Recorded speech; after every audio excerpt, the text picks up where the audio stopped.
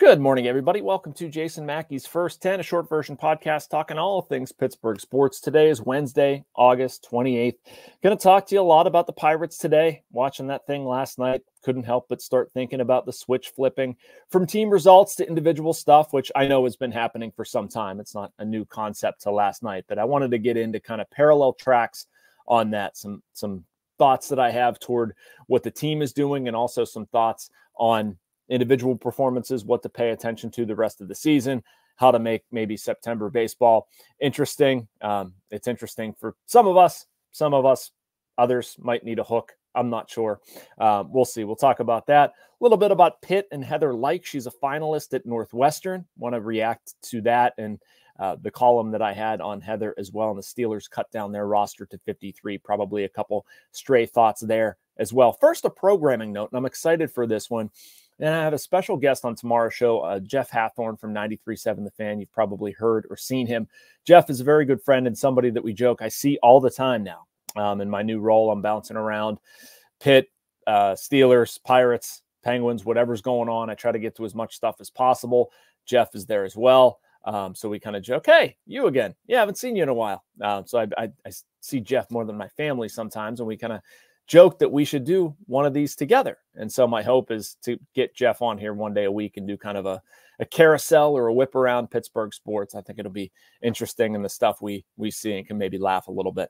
Anyway, Pirate stuff. Watching that game last night, and I mean, you know, you probably want to think that something crazy is going to happen, meaning positive, they make a run, whatever. I don't see it. I think that the discussion is more, you know, when I hear about this daily in my email inbox, what happens? What happens if this trend continues?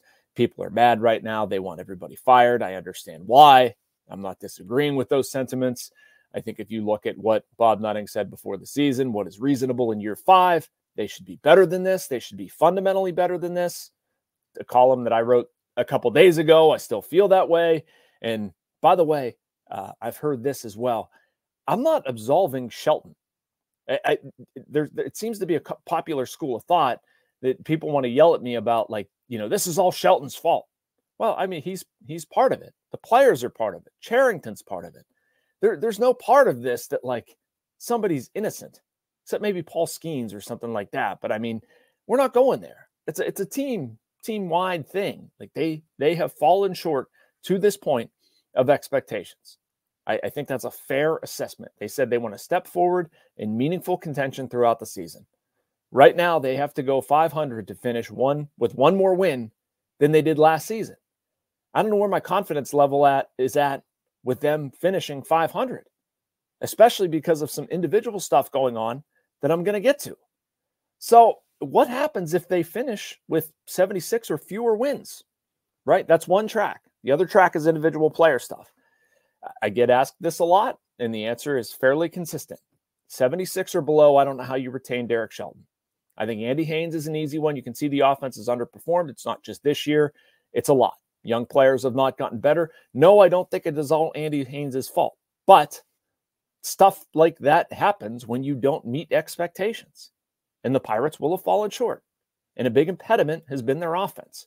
And the guy in charge of the offense, it's very, very easy to fire the offensive coordinator, the hitting coach, even the pitching coach, although I don't think Oscar Marine is in the same boat as Haines. Anyway, start there. And is this team playing well down the stretch?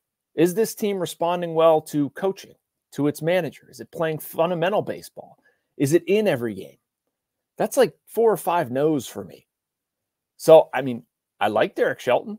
I think he's done a good job keeping things together during some tough times. But this was supposed to be a year where you evaluate the manager and what he can do. And I'm sorry, if the expectation, once again, is to compete throughout the season, take meaningful steps forward, you get a full season of Oneil Cruz. You get a partial season of Jared Jones. You get Paul Skeens since May 11th. The GM theoretically went out and spent $35 million this offseason. A lot of those signings did not go as planned, and that's not Derek Shelton's fault. But did they meet or exceed expectations? And the answer is no. And I don't know how you continue. You run it back and you say to your fans, we're going to do the same thing again. Sign up for tickets. There's progress. We won one more game. Don't you feel good about this? No, they can't. They can't possibly do that. So I hear a lot, I saw it this morning, about why don't you call for people's jobs? Well, because I don't know. I'm not a rabid, crazy fan. You try to look at these things logically. Otherwise, you're just a crazy person yelling. And I'm not that. I'm trying to look at this thing, again, logically. Did they meet or exceed expectations? They have not. This has been a long time. We've seen yearly trends of this stuff happening. So, okay, anyway, want to get to the player side. But first, we'll take a short break, typical with our video from the Bradenton Area Convention and Visitors Bureau. So I'll be back on the other side talking a little player stuff and then a couple other sports. Thanks, and stay with us. Embrace the laid-back charm of island life while sinking your toes in the sand and discovering real, authentic Florida in the Bradenton area. Unspoiled beauty and pristine beaches, a vibrant waterfront downtown energized by local arts and culture, fresh Floridian cuisine with a flourish of rich history, and friendly locals ready to welcome you to this preserved paradise on Florida's Gulf Coast. Plan your visit today at BradentonGulfIslands.com. Awesome. And thank you guys for the sponsorship. I wanted to shout out Elliot Falcione, by the way. He's the executive director of the Bradenton Area Convention Center and Visitors Bureau. And Elliot has always taken such great care of us. And I saw him the other day, the Pirates Hall of Fame thing. So thank you, Elliot, and we'll be in touch soon. Anyway, on the other side, wanted to talk player stuff. What happens with player? The biggest one is Oneil Cruz, right? They decided in season to move him to center field from shortstop. I've got into this before. I don't have any problem with the move. I don't think Oneil Cruz can play shortstop at the major league level, or at least I don't have evidence in front of me that would lead me to stick with that. But so you move him to shortstop, or you move him away from shortstop to center field. One of the things you're doing by making that move, you're sort of admitting that the final 30 games aren't as important. You're going to live with some ugliness in his game. I don't see how he goes out the center field and it's immediately great. That's not a mark against Oneil Cruz. That's just the fact that he's barely played any outfield. He played 10 games in left field in Indianapolis. So you're willing to live with the lack in defense. I think you should, largely, although I go back and forth on that because I do think the better move would be to prepare him and get his feet under him and talk to him about this and have a more coordinated effort. But I also understand, given the trajectory of the Pirates season, where the last 30 games probably not going to mean much. But think about it this way. The Pirates need to audition Oneil Cruz. They need to see what they have in Henry Davis. They probably don't need to or shouldn't bring back Ke'Bryan Hayes. You're going to have Jared Jones pitching. That's a plus. Do you try out Endy Rodriguez? I don't know. You're probably going to give Nick York a taste, Billy Cook a taste, Leover Piguet. Like it's going to get funky, right? Rosters are going to expand. You're going to see them experiment. At the same time, this month probably means Derek Shelton's job, don't you think? I hate to make that a little bit too dramatic, not trying to, but what I started with before, marrying the individual stuff with the team stuff, you have 30 games left. 500 record means one more win than previous years. So you can say results matter, but in a way they don't. Again, if the Pirates finish a couple games above 500, you can go 76 wins to 80 wins. You can sell progress. All is well. We don't have to make a bunch of changes. But that's probably not what's best for the Pirates. What's best for the Pirates is to do what they're doing. Get Oneil Cruz some experience. Get Henry Davis behind the plate, see what he can do. Get some of these Rule 5 eligible guys and give them a taste and inform your decision-making.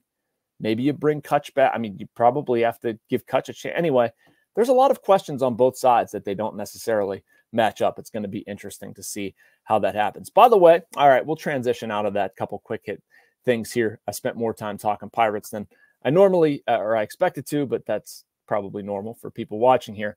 Heather Lyke is a finalist at Northwestern. I find that interesting. She's now been, very far down the road, Northwestern, very far down the road at Big Ten. At another Big Ten school, Ohio State, Michigan State came a knocking. Sooner or later, you would think she's going to get another job, right? It was interesting also some of the feedback that I received to the column I wrote. Some people very much endorsing Heather Lyke, saying, yes, thank you, love it, don't want Heather to leave.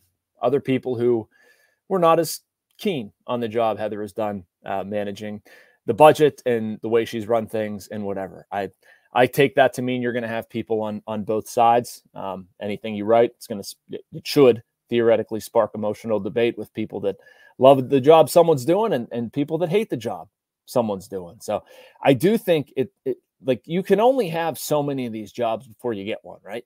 You can only interview so many times for something that you're qualified for before somebody hires you for it. And this would not shock me at all.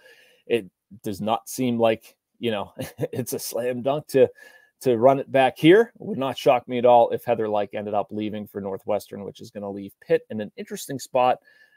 Better, worse? I don't know. But it certainly seems like there's some smoke behind this. Last thing is just the Steelers. What I'm looking for, I'm not surprised by anybody. The one thing I was looking at, and I guess this is, kind of got an answer to my question, is DeMarvin Leal looks like he'll be the fourth outside linebacker, you think? Unless they claim somebody, and that's kind of what we should be watching for here.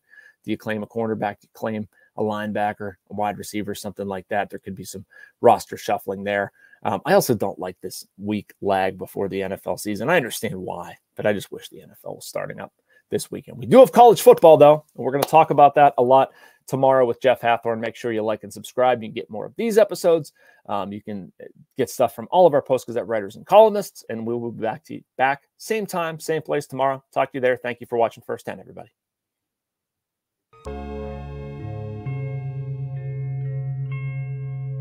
Thank you for checking out this content from Post-Gazette Sports. If you watch this video on YouTube, please like the video and subscribe to our channel. For all of the sports coverage the Post-Gazette has to offer, visit post-gazette.com.